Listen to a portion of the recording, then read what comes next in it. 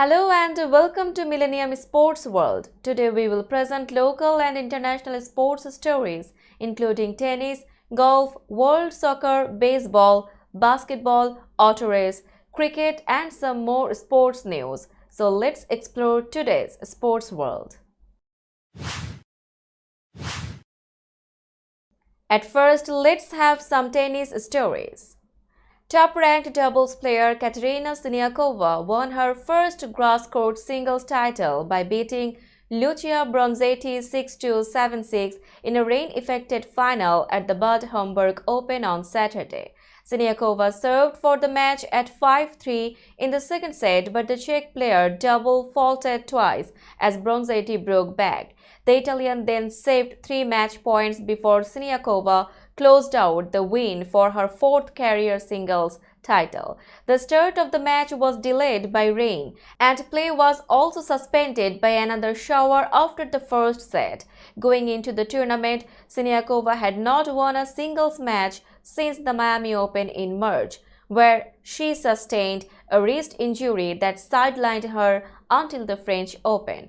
Bronzetti received a walkover to the final after top-ranked Iga Swiatek withdrew before their semi-final on Friday with an illness. Daniil Medvedev described Novak Djokovic as the greatest on Saturday, defying the conventional wisdom to place Roger Federer and Rafael Nadal on the same pedestal as the Serb. Djokovic racked up a men's record 23rd Grand Slam title with a third French Open triumph last month. He is about to launch a bid to equal Federer's record of 8 Wimbledon titles, which will move him alongside Margaret Court as the all-time top major winner with 24 titles. I think if I saw it right, Novak is almost 50%. I think I saw he played 70 majors and 35 times he was in the final. I don't know how is it possible. He doesn't have bad days, said Medvedev. Actually, he does, like everybody, but even on these bad days, he manages to beat the opponent. I don't know how he is doing it. That's why he is for me the greatest in the history of tennis. Should Djokovic successfully defend his Wimbledon title, he will just need to pocket the US Open in September to become the first man since 1969 to claim a calendar Grand Slam. Djokovic had the same opportunity in 2021 but lost the final in New York to Medvedev.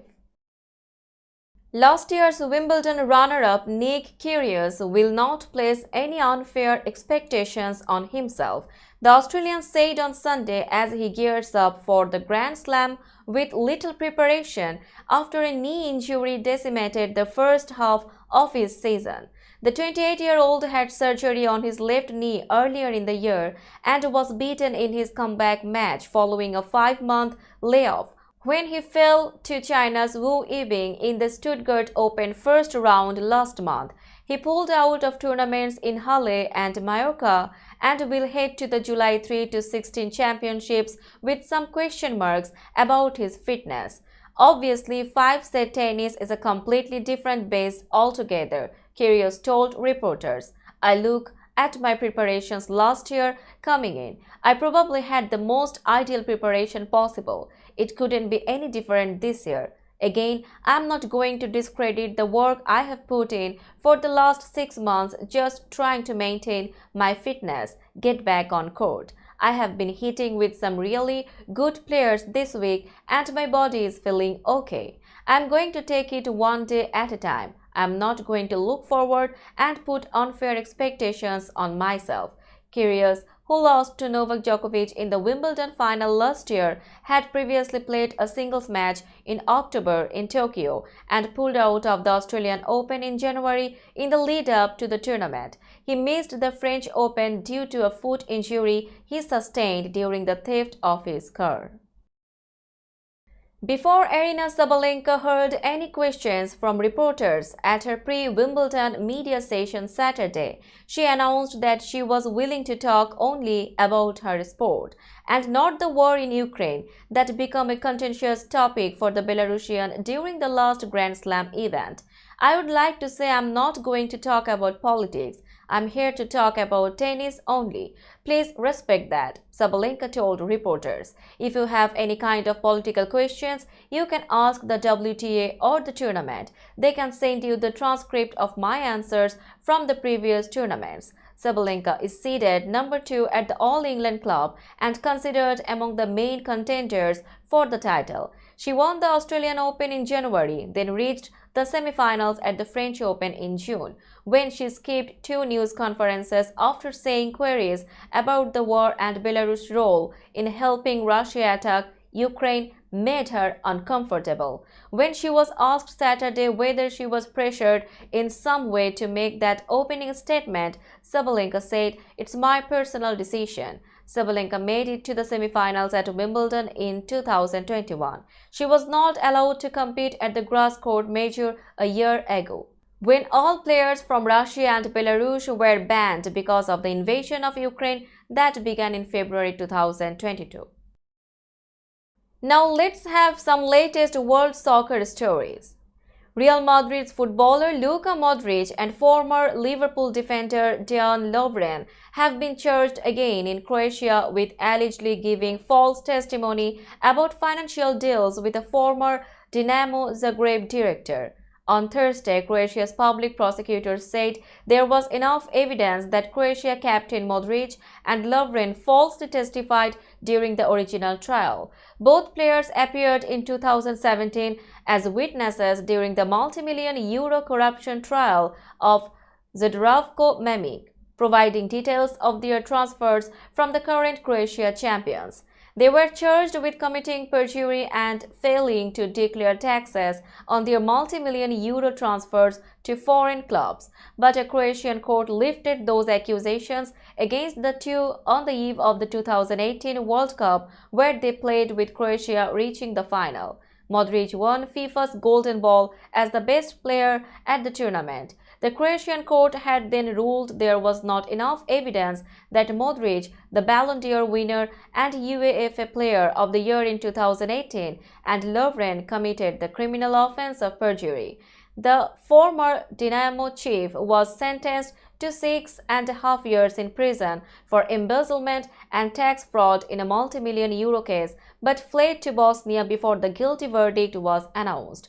He was found guilty in 2018 on several charges that included making illegal profits on player transfers from his time at the helm of Croatian team Dinamo Zagreb, including the deals that took Modric to Tottenham in 2008 and Lovren to Lyon in 2010. The verdict against Mamić said that he signed personal contracts with players during their early development years at Dinamo Zagreb, including Modric and Lovren, obliging them to share their earnings with him. Christophe Galtier, the coach of French football club Paris Saint-Germain, and his son have been detained for questioning as part of a probe into alleged discrimination. The move follows an investigation launched in April, following claims that he made racist and Islamophobic remarks about players when he coached OGC Nice in the 2021-22 season. Galtier is said to be fired by PSG after a largely underwhelming season in which the team suffered 10 defeats in 2023 and got knocked out of the Champions League in the last 16. The reports of discrimination emerged in April after news outlets quoted a leaked email from Nice's former director of football, Julien Fournier, in which he accused Galtier of saying that there were too many black and Muslim players in the Nice squad. Saudi football club Al Nassr has reportedly targeted Spanish goalkeeper David De Gea, whose contract with Manchester United expired on June 30, to be the next star to play in the club's yellow jersey in the upcoming season. De Gea moved to Old Trafford from Atletico Madrid in 2011 for a fee of 19.5 million British pounds, was offered a contract by the Saudi club for €250,000 per week. It is not yet known whether he will sign a new contract with Manchester United after the club made the 32-year-old veteran goalkeeper an offer that is a substantial pay cut from the record £375,000 per week deal he signed in 2019.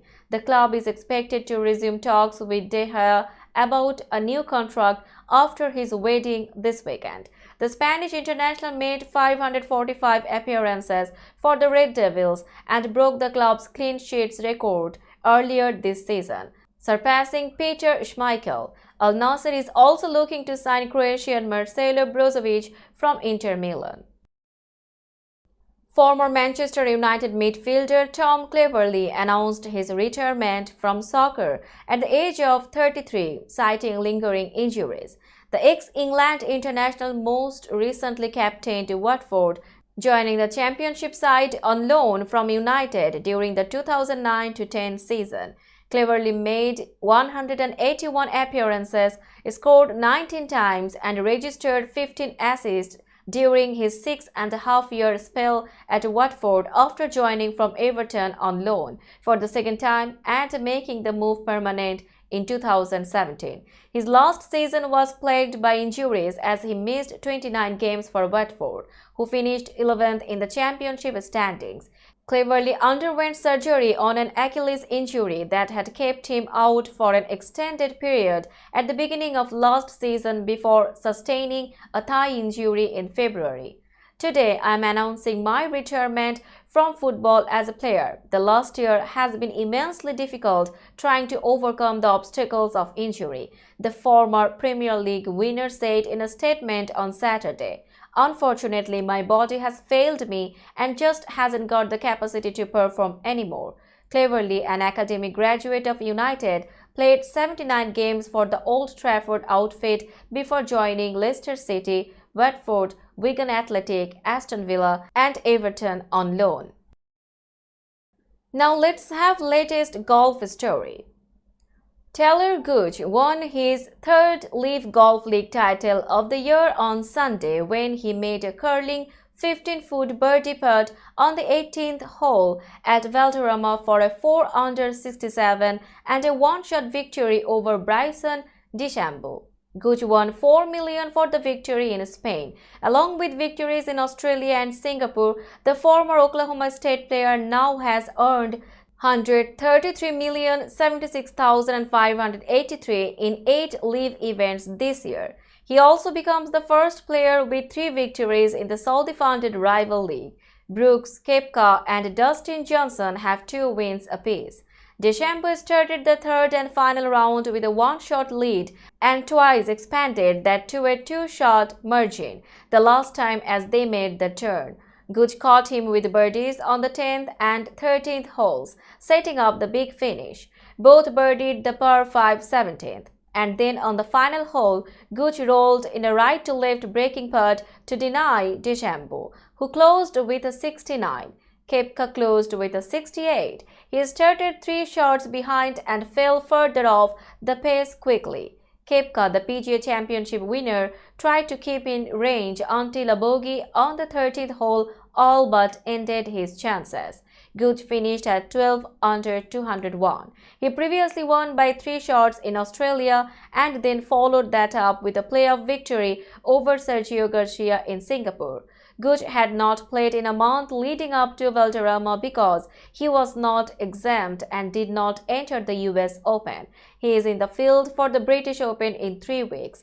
Leaf Golf moves on to its next event outside London, where the series began a year ago. Now let's have some latest basketball stories.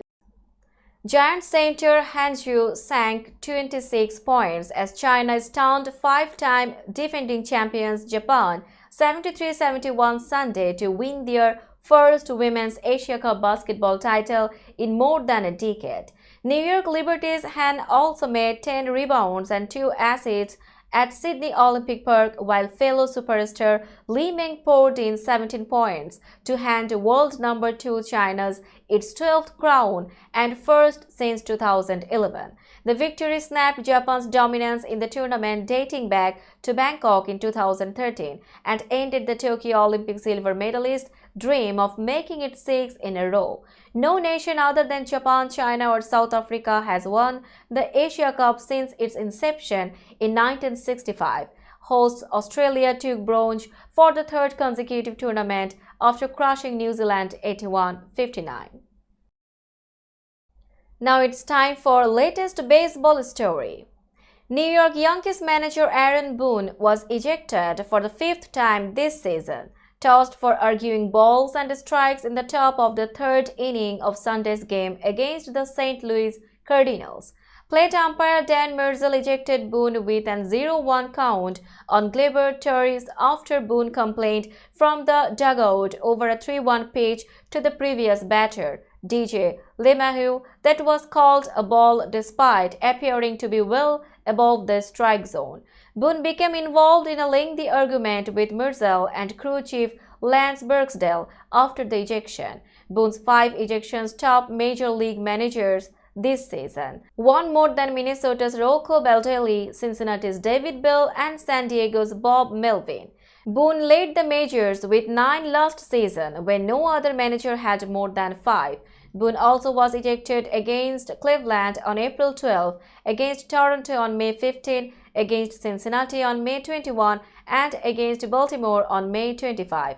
He served a 1-game suspension following the ejection against the Orioles, with MLB citing his conduct toward umpires. Boone has been ejected 31 times as a Yankees manager, XX among active managers, behind Texas' Bruce Bochy, Melvin, Cleveland's Terry Francona, the New York Mets' Buck Showalter, and Colorado's Bud Black. Bench coach Carlos Mendoza took over as manager. Now let's have some latest cricket stories.